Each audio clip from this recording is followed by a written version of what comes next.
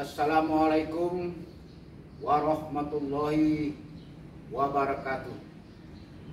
Para pencinta hukum adat Melalui Jambi yang saya hormati, para calon pimpinan masa depan Tanah Sebingkah Payung Sekaki Aik Setitik Telaga Rahmat Pucuk Jambi 9 Lurah yang berbahagia. Pada kesempatan ini di kantor Subalang Berempat Kedang Petujuh ini, di aulanya luar, saya akan menjelaskan dulu persoalan tentang gelar adat dan hubungannya dengan peradilan adat,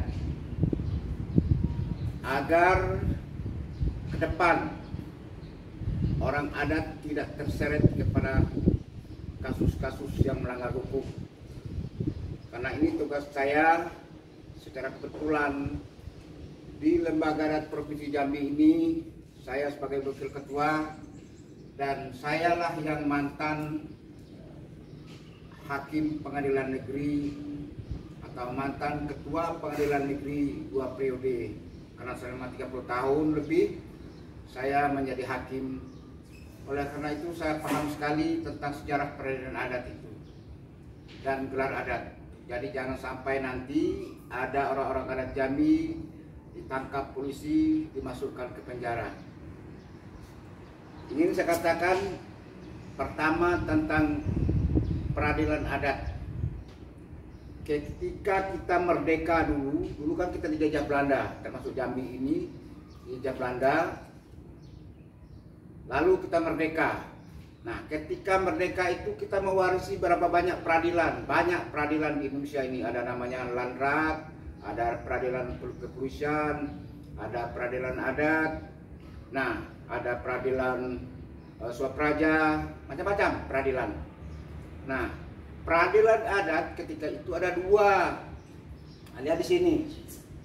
Peradilan desa atau drop justisi, ya, ini salah penulisannya, ini O di sini, drop justisi. Nah, ini drop justisi ini peradilan. Jadi peradilan adat sejak masa Hindia Belanda dulu ada dua peradilan. Satu yang disebut dengan peradilan pribumi atau peradilan adat. Dalam bahasa orang penjajah ini dia, in himrespraak in restrict baik. Peradilan adat yang ini sudah dihapus oleh Undang-Undang Nomor 1 DRT 1951. Jadi tidak ada lagi peradilan ini. Yang kedua ada peradilan desa, disebut dengan drop justisi, ini salah juga tulisannya, atau hakim perdamaian desa. Nah, ini masih berlaku sekarang. Jadi ingat, peradilan perdamaian desa yang disebut oleh Undang-Undang Nomor 6 tahun 2014 tentang desa, ini ada di desa. Artinya di kecamatan, di kabupaten, di provinsi tidak ada peradilan adat.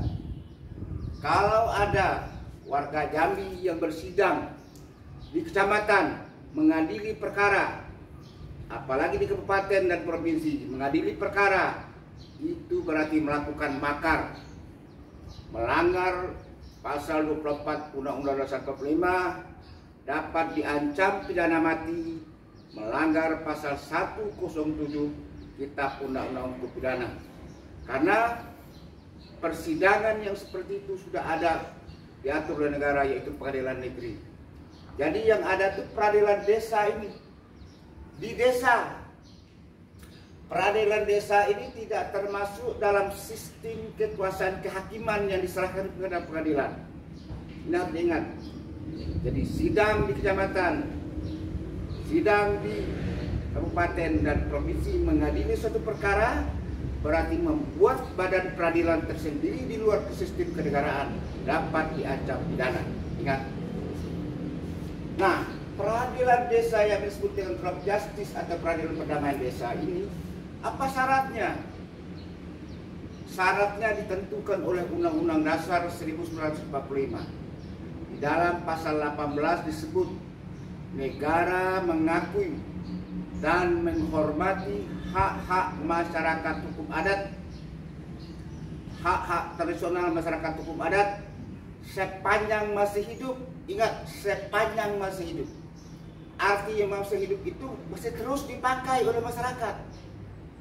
Peradilan adat, peradilan desa itu masih ada, masih dipakai oleh masyarakat di desa-desa. Kalau ada orang berselingkuh, kalau ada orang yang mencuri, ada berkelahi dan sebagainya, maka diadili oleh desa, berarti masih hidup. Yang kedua, gelar adat. Harus ada gelar hakim adat itu. Kenapa? Karena Undang-Undang 45 mengatakan sepanjang masih hidup, artinya masih dipakai. Kita orang Melayu Jambi ini selalu memakai gelar adat, disebut di dalam jangko adat. Ingat, bukan seluku adat, jangko adat. Kalau jangko adat berarti kaidah hukum, kalau seluku adat berarti pepatah petitih, tidak mengandung risiko. Nah, jangko adat menyebut kecil benamu gedang bagela. Artinya di Jambi ini tidak ada orang yang tidak ada namanya, berkait nama semua. Kemudian di Jambi ini tidak ada orang adat yang tidak bergelar. Itu artinya. Nah, kalau belum ada gelar, beri gelarnya oleh masyarakat. Karena yang berhak memberikan gelar itu adalah masyarakat. Yang disebut dengan masyarakat adalah lebih dari 3 orang. Boleh siapa saja. Gelar itu seperti nama. Itu ada. Jadi syarat untuk menjadi hakim adat salah satunya adalah gelar adat. Apa dasar desa mengadakan peradilan adat? Dasarnya lihat sini. Pertama, waktu kita belum merdeka dulu, pasal 130 is bahasa Belandanya Indis Stadrecht Stadblad nomor 80 tahun 1932 dan ayat 32. Itu dasarnya. Yang kedua, pasal 3 RO, rechtelijk organisasi. Ini di zaman Belanda itu ada undang-undang yang mengatur tentang peradilan itu. Inilah dia. 14 tahun 1935 nomor 102. Hak kekuasaan kehakiman perdamaian desa, ingat itu. Tentang perdamaian desa. Jadi bukan di kecamatan dan kabupaten, tidak. Nah, ini dasarnya. Kemudian diatur dalam RDS India dalam pasal 1 dan 1. Junto pasal 192. Junto pasal 193. RDS ini adalah hukum acara perdata di luar Jawa Madura, artinya berlaku di Indonesia. Di Jawa tidak berlaku. Kalau di Jawa namanya HIR. Kalau di Indonesia di Sumatera namanya RBG. Yang keempat, aturan peralihan pasal 2 Romawi Undang-Undang nomor 1945. Karena bunyinya begitu, bunyinya segala badan negara dan peraturan yang ada masih langsung berlaku selama belum ada yang baru menurut undang-undang ini. Itu dasarnya melakukan peradilan desa. Yang kelima, pasal 18B. Ini sudah sebut tadi. Ayat 2 Undang-Undang Dasar 45 setelah diubah. Yang keenam, pasal 5 ayat 3 huruf B Undang-Undang nomor 1 DRT 1951. Yang ketujuh, pasal 103 huruf E Undang-Undang nomor 5 tahun 2014 tentang desa. Kemudian ialah Undang 20 Hukum Adat Melayu Jambi. Undang 20 itu adalah KUHP-nya orang Melayu Jambi. Itu maksudnya. Jadi ini dasarnya. Nah, kalau cukup melengkapi persyaratan yang ada di sini, barulah boleh diadakan peradilan desa. Bukan di kecamatan, bukan di kabupaten. Kalau ada orang Jambi yang bersidang di kecamatan, yang bersidang di kabupaten, yang bersidang di provinsi, mengadili suatu perkara adat, berarti melanggar Undang-Undang Dasar 45 pasal 24. Bisa diancam pidana mati, melanggar pasal 107 Kitab Undang-Undang Hukum Pidana. Jangan salahkan saya lagi. saya sudah memberitahu kepada orang adat Jambi, kepada seluruh orang Jambi, orang yang bersidang, yang menjadi lead, bukan LIT, tapi lead itu artinya berbicara, hakim atau parlemen, orang yang berbicara mengambil satu keputusan itu disebut lead. Nah, jangan salahkan saya setelah memberitahu kepada anda melalui video ini. Jadi, kalau mau mengadili perkara adat, adanya di desa, bukan di kecamatan, bukan di kabupaten, bukan di provinsi. Itu.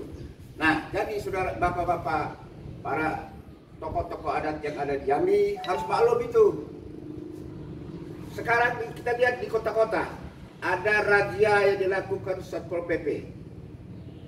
Ketemulah pasangan muda-mudi atau pasangan di luar nikah di hotel. Apa yang terjadi? Lalu diantar ke Departemen Sosial. Ini tidak benar. Harus diadili oleh adat atau peradilan negeri supaya mereka jera. Pertama, adili oleh adat. Hotel itu di mana? Terjadinya di mana? Di desa mana ini? Di kelurahan mana ini? Di RT mana itu? Bawa ke sana, diadili oleh adat. Karena pasangan yang diketemukan di dalam hotel luar nikah itu, kejahatannya atau deliknya disebut dengan berebut semat, namanya dalam adat. Itu bahasa adatnya. Kejahatan berebut semat. Dua orang laki dan perempuan tanpa nikah melakukan hubungan suami istri di suatu tempat, itu namanya berebut semat. Kalau seandainya di RT tempat kejadian, atau desa tempat kejadian, atau kelurahan tempat kejadian tidak punya hakim adat yang pakai gelar, tidak punya pemangku adat, karena lurah, RT, kepala desa otomatis menjadi ketua sidang adat, tapi syarat dia harus pakai gelar. Kalau tidak ada gelar adat, tidak ada gelar tertentu, tidak ada gelar keturunan, tidak ada gelar jabatan, tidak ada gelar rajo, tidak ada gelar kehormatan, berarti dia tidak boleh menjadi hakim adat. Maka kasus ini harus dilanjutkan oleh kepolisian. Polisi bisa membuat berkas perkara singkat, langsung dari kepolisian serahkan kepada pengadilan. Karena ini delik umum, bukan delik aduan. Yang dilanggar mereka adalah delik adat. Tetapi cara menyidangkannya di pengadilan negeri, yaitu pasal 5 ayat 3 huruf B Undang-Undang Nomor 1 DRT 51. Nah, begitulah kalau mau mengadili perkara adat di Jambi ini.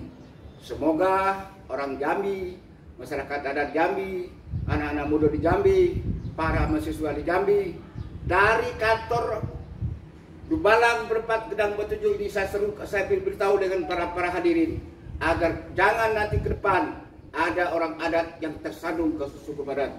Demikian, assalamualaikum warahmatullahi wabarakatuh.